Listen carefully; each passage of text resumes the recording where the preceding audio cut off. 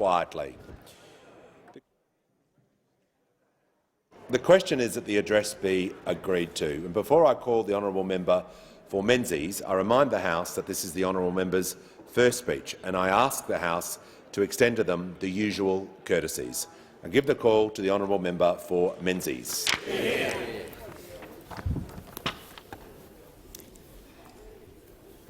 Thank you, Mr. Speaker, and thank you to my children who have come back and to everyone's patience. I really appreciate it. Mr. Speaker, I address this House with gratitude for what has been and a sense of duty for what we have to do. Menzies is an electorate from the great southern city of Melbourne. It is an electorate named after the founder of the Liberal Party and our longest-serving Prime Minister. Few in history get to shape the destiny of a nation. Robert Menzies was one of them. I thank the community I am here to represent. 170,000 people, 50,000 families, 44 schools, small shops, places of worship, sporting clubs, scouts, rotaries, volunteers and carers. Each a Victorian, each an Australian. This is, and always will be, about them. They have placed their trust in me, and in return I owe them my best effort and selfless judgment. I thank the people who are sitting in the gallery and watching at home. You are my party, my supporters, my friends, my family. I would not be here without you. Before I sit, I hope to properly thank you through words, and before this all ends, I hope to properly thank you through deeds. Two others have come before me, Neil Brown and Kevin Andrews. Both served with distinction as members and ministers. Kevin had the added honour of being the father of this House. I thank them both for their service. Speaker, I have always loved maps. I remember turning the first page of The Hobbit and staring at that sketch of the Lonely Mountain. To me, maps represent landscapes of adventures gone and adventures to come. If you look closely at the map of Menzies, you will see both dense development and wide-open shades of green. You will see a place where the city meets the country. My party is at its best when it is a voice for both. The Yarra River, save for one exception, is our northern boundary. From Warrandyte to Wonga Park to Templestowe to Bulleen, the Yarra has been a sanctuary like no other. For thousands of years, it was a meeting place and provider of food. The Wurundjeri people call it Birrarung, meaning river of mists and shadows. From the first Australians to the first find of gold to the darker days of the pandemic, the Yarra has been a source of prosperity, happiness and solace. If you follow the Yarra west, you will find the Heide Museum of Modern Art. It occupies the site of a former dairy farm. Young painters flock to Heide, including Sidney Nolan, John Percival, Albert Tucker and Joy Hester.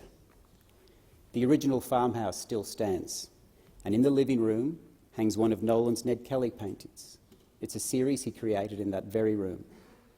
And outside the kitchen stands a giant oak tree, under which Sarah and I were married. As you move through the suburbs of Doncaster, Don Vale, Park Orchards, Box Hill, Blackburn, Nunawading and Mitcham, contours in our landscape give way to the diversity of people. Almost 70% of the people of Menzies are first or second generation migrants. Each has a story that began in another country. I am one of them. I was born in Ireland to young and loving parents. Mum helped support us by working late nights managing a bar. That meant Dad got us to sleep with stories. The ones we liked the most were about his travels, and one place stood out. Dad spoke of a land that was full of adventure, beauty and opportunity. It was clear to us that he had fallen in love with Australia and was sure that we would too. And so, in 1988, we landed in Melbourne with our first night at the Nunawading Motor Inn, a motel that sits within the seat of Menzies. Both my parents worked hard. Dad started his own roof plumbing business, and Mum worked for a small company that assembled electronic exit signs. My parents encouraged us to put our hands up to speak and to serve. All of those opportunities were there for me at Ringwood Secondary College, a wonderful public school. Henry Kissinger once said, "Don't be too ambitious. Do the most important thing you can think of, and your career will take care of itself." For a long time, the most important thing I could think of was getting into law school and becoming a barrister. Then, one night, Sandra Sully broke the news of a plane crash in New York. What was previously important suddenly wasn't.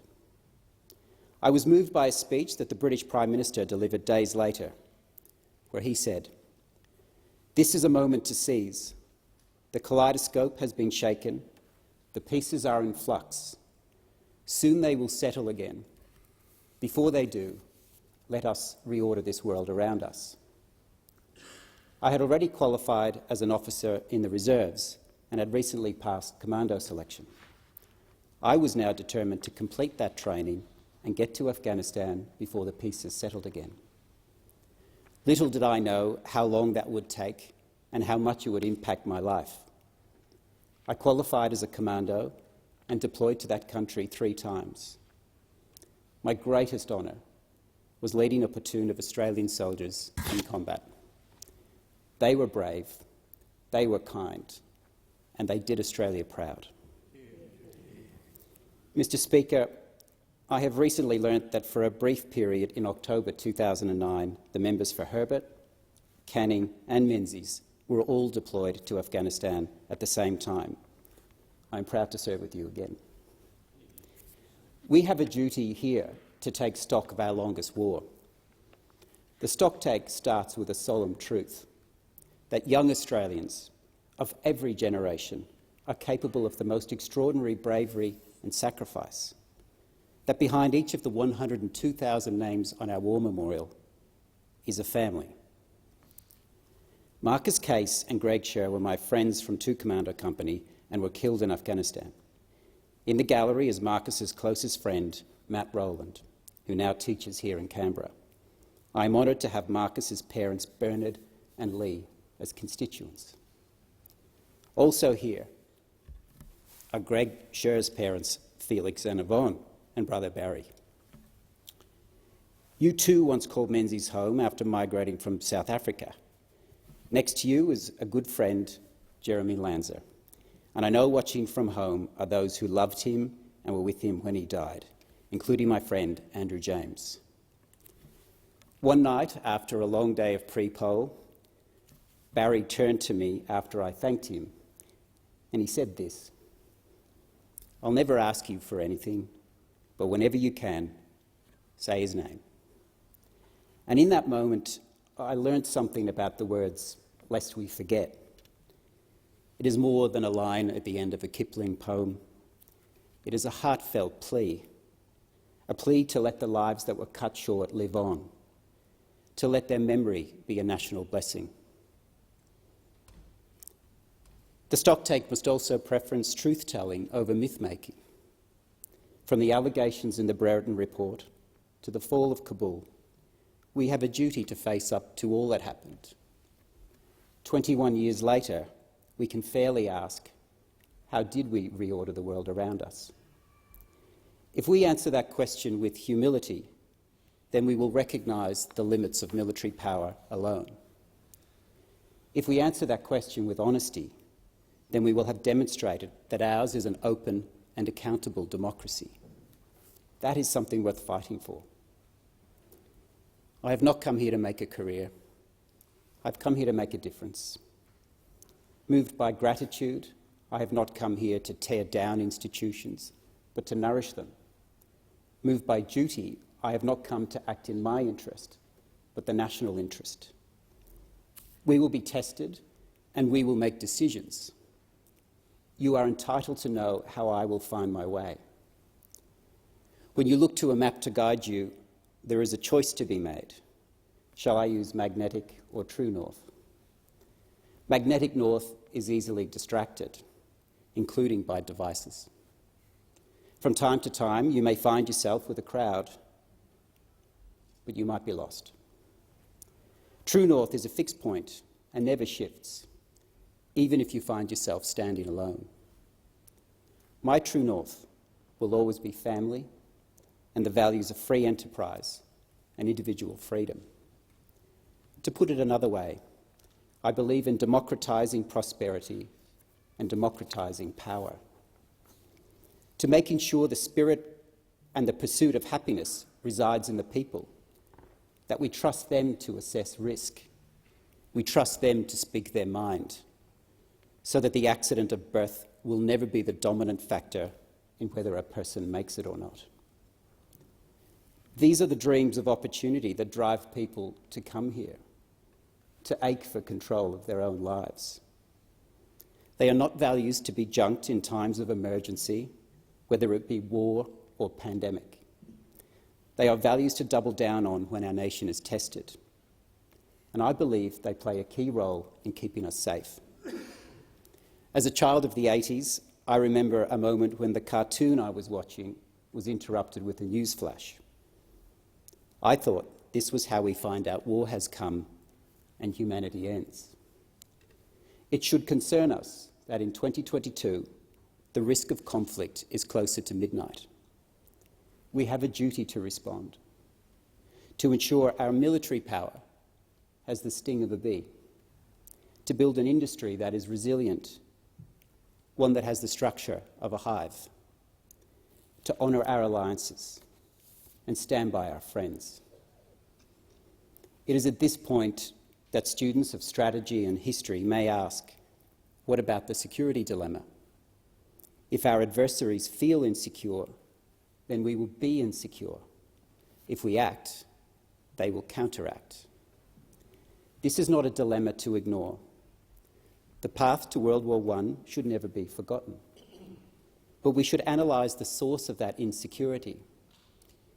It is not that liberal democracies will destroy nations. It is that we exist. When viewed this way, their counteraction is to throw sand in the gears of democratic systems, to feed off our own distrust in democratic institutions. That is why the way we practice democracy matters. The power of our example is a strategic asset. We will be safer if we believe that ours is a nation worth fighting for. Right now, that self-belief is in need of care. Every 4 years, the US National Intelligence Council publishes the Global Trends Report. It is intended to provide a review of shared global challenges. One observation stands out: that our task is made harder by the division of society into identity affiliations. It is a paradox that at the very time we have grown more connected through technology, that very connectivity has divided us. People are gravitating to information silos, where beliefs are reinforced and truth is subjective.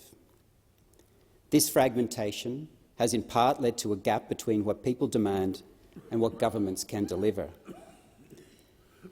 Trapped in our silos, we are tempted to exaggerate our own virtue and see the other as a cartoon villain. This is not healthy for our democracy. So let me step out of my silo.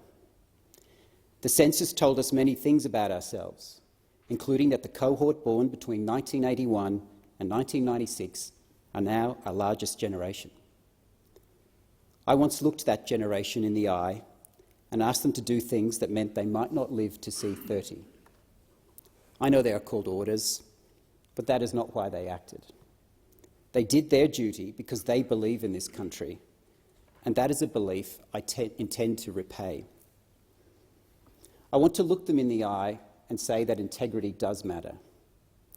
We may find it in institutions, and we will have that debate, but it must always reside in the hearts of the people we send here and be reflected in what we do, not what we say.